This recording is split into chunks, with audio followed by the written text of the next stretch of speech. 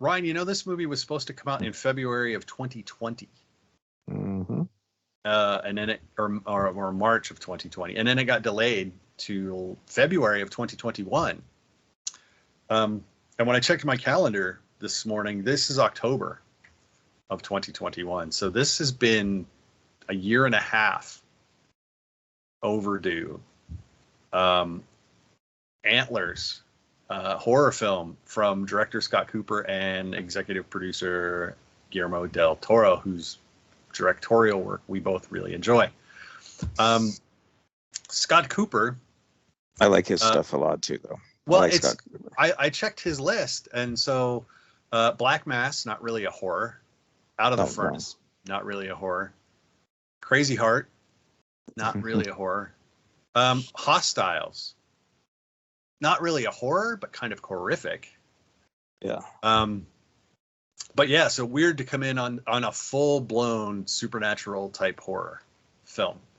But Guillermo saw something and liked it. It's like I said, it's not that I don't like his work. I just think it's a weird choice. I wonder if horror had been something Mr. Cooper had been looking to do, and got a chance to do this and jumped at it. So it is the story of a little Oregon town in the grip of economic hardship and drug-related crime and drug abuse and all kinds of things. And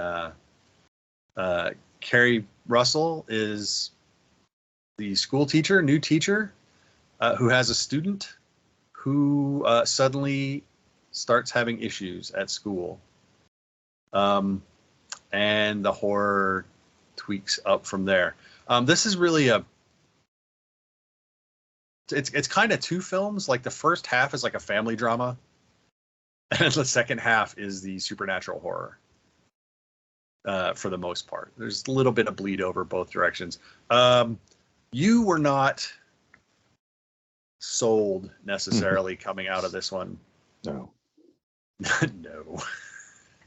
And why, pray tell, were you not sold on this one? Well, for me, I think there's like 5 screenplays in this one screenplay, and none of those screenplays get finished. It brings up some really smart stuff, and then doesn't follow through all the time. I mean, a lot of the time, it's edited kind of in a weird way. The structure is kind of strange that I don't think benefits the film. Sure. It does. I mean, but for me, I think the biggest thing is it brings up some fairly interesting questions, and then forgets that it asked them in the first place and just goes on to some other direction. I think I do have issues. This is based on Native American folklore, and yet there's so very little Native American culture within the film that it's a little distracting. The one Native American character that's in the film kind of comes in as let me explain this for you, but then he doesn't really explain it. It's more like, let me tell you about this thing, and you can apply it to the film if you want, and then I'm going to kind of disappear from the movie entirely. There's a lot of themes of abuse, of trauma, of recognizing trauma, but they don't really keep it. It seems like the film doesn't know what it wants to say, so it says a lot of things without saying much of anything in the end. Well, you're right. It starts with a discussion or a cutesy little voiceover about Mother Earth and our abuse, and this film takes place in a mining town, coal mine, I guess, in Oregon, and so, but it's shut down. But it's reopening. But it is going to reopen. But there's the drug issue, which is both OxyContin and meth, because we have a meth lab, and we get reports on the radio and TV of opioid abuse. Yeah. And you're right that the film touches on a lot of things and doesn't explain them. Jesse Plemons plays the sheriff, who is also Keri Russell's brother. And if you're not paying attention, you can pretty much guess that he takes Oxy every day. as the sheriff. Yeah. But they don't ever address that. There's an economic depression because obviously the mine had shut down, so he's having to evict people. But you never see him evicting people. Yeah, exactly. He talks you about just it. hear about it, which is horrific enough. Yeah, but not nearly as effective. Not what? Yeah. And then we have a system, the educational system and the legal system, that when confronted with clear evidence of abuse, either drug or the child abuse, or what appears to be child abuse and really kind of is, they just kind of ignore the signs. The clear signs of everything just kind of get ignored. The system just doesn't want to deal with it, which is kind of an indictment on the system. But again, it never goes anywhere. So you are kind of correct in that.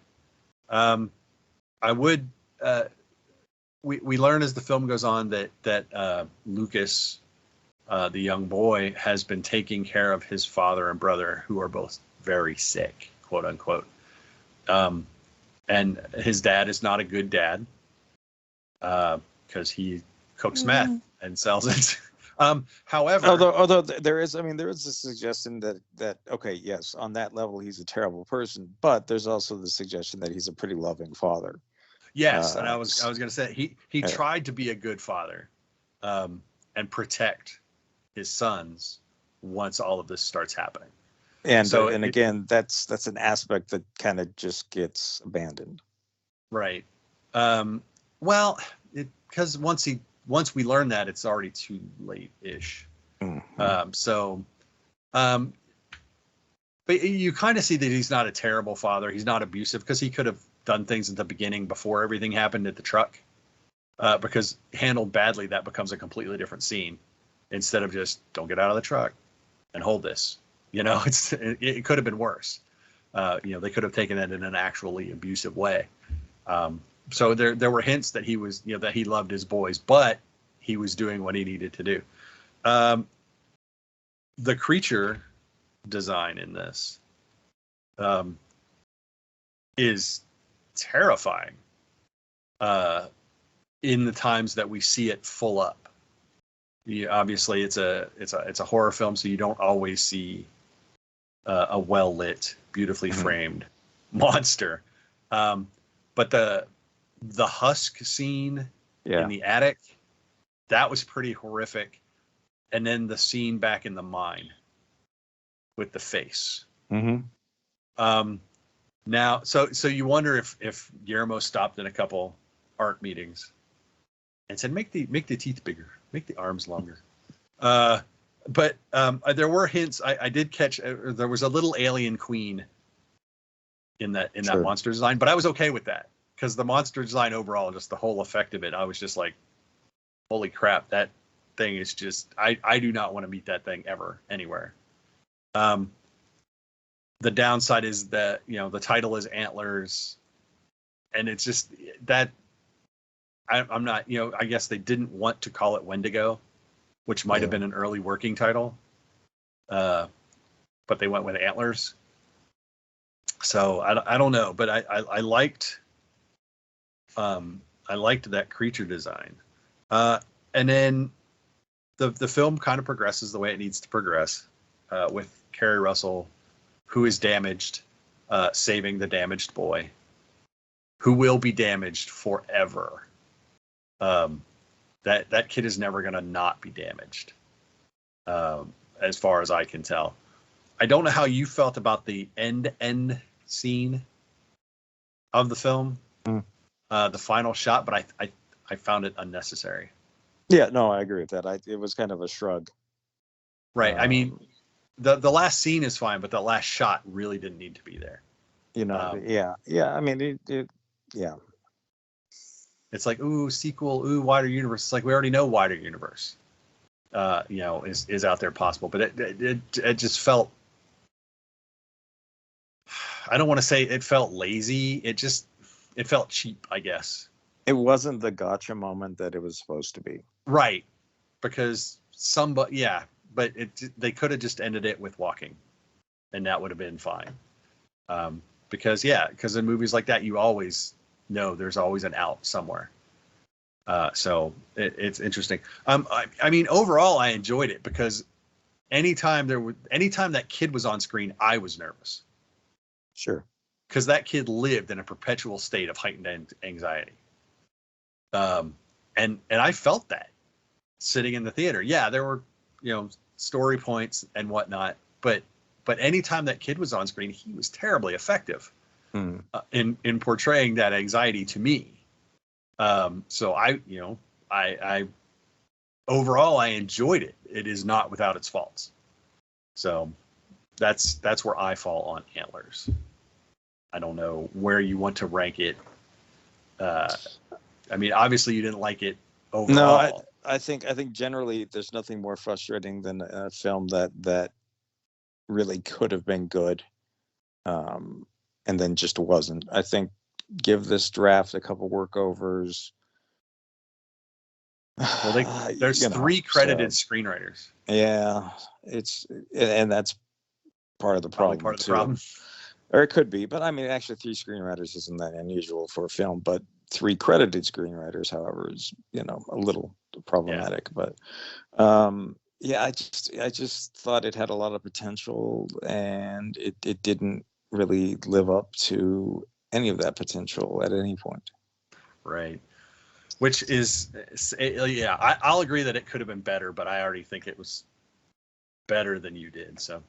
Yeah. But regardless, it will be in theaters Friday the 29th, just in time for Halloween weekend.